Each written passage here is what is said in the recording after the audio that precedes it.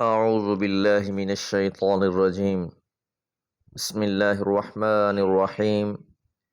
إن المتقين في جنات وعيون آخذين ما آتاهم ربهم إنهم كانوا قبل ذلك محسنين كانوا قليلا من الليل ما يهجعون وبالأسحار هم يستغفرون وفی اموالہم حق للسائل والمحروم۔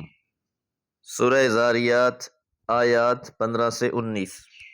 سابق آیات میں غفلت میں پڑے لوگوں کا تذکرہ ہوا جو نہ آخرت کو مانتے ہیں اور نہ ہی اس کی کوئی تیاری کرتے ہیں۔ اب ان کے مقابل ان لوگوں کا انجام بیان ہو رہا ہے جو اس حقیقت کا ادراک بھی رکھتے ہیں اور اس کے لیے تیاری میں مصروف بھی رہتے ہیں۔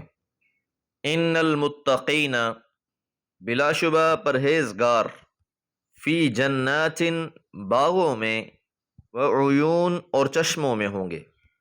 لفظ متقین ایک جامع صفت ہے، اللہ تعالیٰ کے انتہائی برگزیدہ بندوں کے لیے استعمال ہوئی ہے۔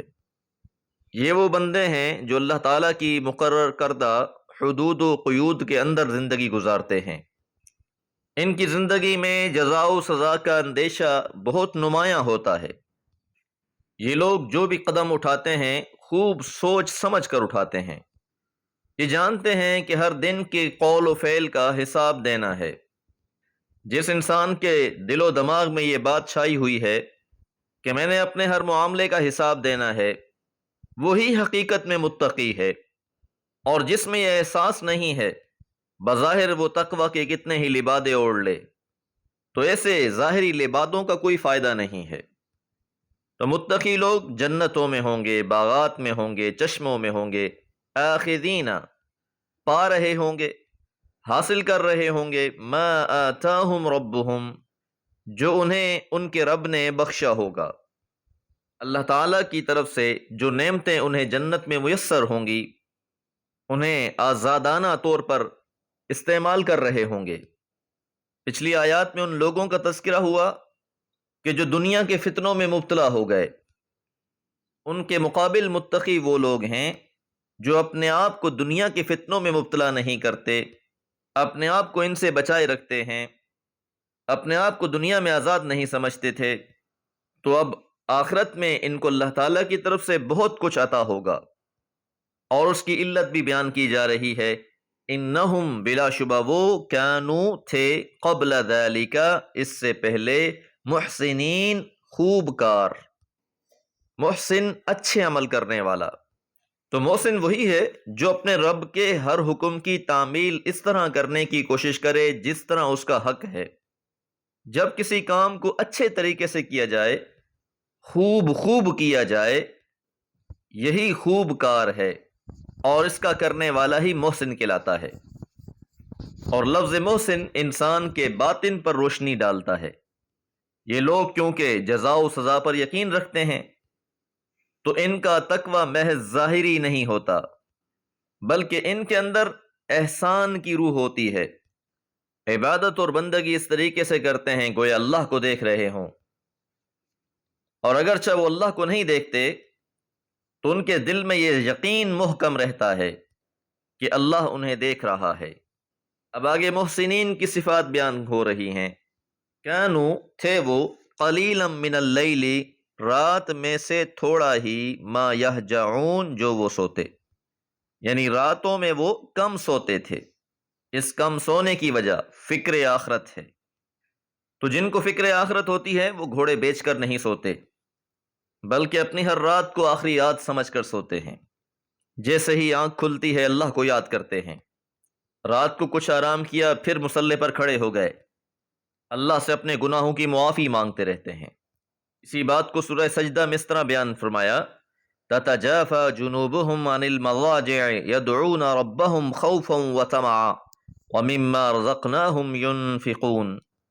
ان کے پہلو بستروں سے دور رہتے ہیں، وہ اپنے رب کو خوف اور امید سے پکارتے ہیں، اور جو کچھ ہم نے انہیں بخشا ہے، عطا کیا ہے، اس میں سے وہ خرچ کرتے ہیں۔ اب یہ رات کا قیام کتنا ہو عبادت کتنی ہو۔ سورہ مزمل میں فرمایا یا ایھا المزمل قم اللیل الا قلیلا، اے چادر میں لپٹنے والے رات میں قیام کر بجز تھوڑے حصے کے لیے، اور اس کی پھر وضاحت بھی فرما دی نصفہ او انقص منہ قلیلا، آدھی رات قیام کر یا اس میں سے کچھ کم کر دو، او زد علیہ، یا اس پر کچھ اضافہ کر لو۔ تو محسنین کی یہ صفت ہے کہ وہ شب بیداری کرنے والے ہیں، راتوں میں اٹھ کر اپنے رب کی بارگاہ میں کھڑے ہونے والے ہیں، قیام اور سجدے کرنے والے ہیں، اور یہ ان کی بندگی چلتی رہتی ہے یہاں تک کہ جب سحری کا وقت ہو جاتا ہے۔ وبالاسحار، اور سحری کے وقت میں ہم وہ یستغفرون مغفرت مانگتے ہیں۔ تو رات کو عبادت کرتے کرتے جو ان کا آخری کام ہوتا ہے یہ اپنے گناہوں کی معافی مانگتے ہیں۔ زندگی میں جو خطائیں ہو جاتی ہیں ان کے لیے اللہ تعالیٰ سے عفو درگزر کے سائل ہیں۔ تو یہاں یہ بات بھی سمجھ لینی چاہیے کہ عبادت اور ریاضت دوسرے مذاہب میں بھی پائی جاتی ہے، ان کا اصل مقصد کشف، مشاہدہ، تجلی ذات، اللہ کی ذات میں انضمام، یہ ریاضتیں جوگی، سنیاسی، راہب ہر کوئی کرتا ہے، لیکن ان کے مقصد اپنے ہیں۔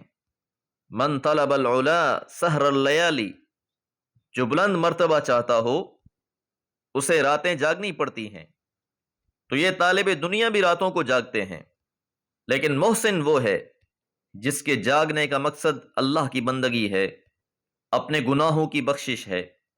تو اسلام میں ریاضت اور عبادت کا اصل مقصد اللہ کی مغفرت اور اس کی خوشنودی کا حصول ہے، اور اگر اس عبادت اور ریاضت کا مقصد اس کے علاوہ کچھ اور ہو جائے، چلے کاٹے جا رہے ہیں تاکہ وہ کچھ حاصل کر لے، اسے کوئی ملکہ حاصل ہو جائے، وہ کچھ بن جائے، تو یاد رہے کہ اسے اس کا مقصود تو شاید حاصل ہو جائے، لیکن اسلام میں اس کی عبادت کی کوئی قدر و منزلت نہیں۔ ہندوؤں اور عیسائیوں کے فلسفے سے متاثر ہو کر صوفیوں کے بعض طبقات نے بھی عبادت اور ریاضت کا مطمع نظر ان چیزوں کو بنا لیا ہے۔ تو یاد رہے کوئی بھی عبادت جس کا مقصود خوشنودی رب نہیں، اس کا کوئی فائدہ نہیں۔ رات کے آخری پہر میں استغفار کی بہت اہمیت ہے۔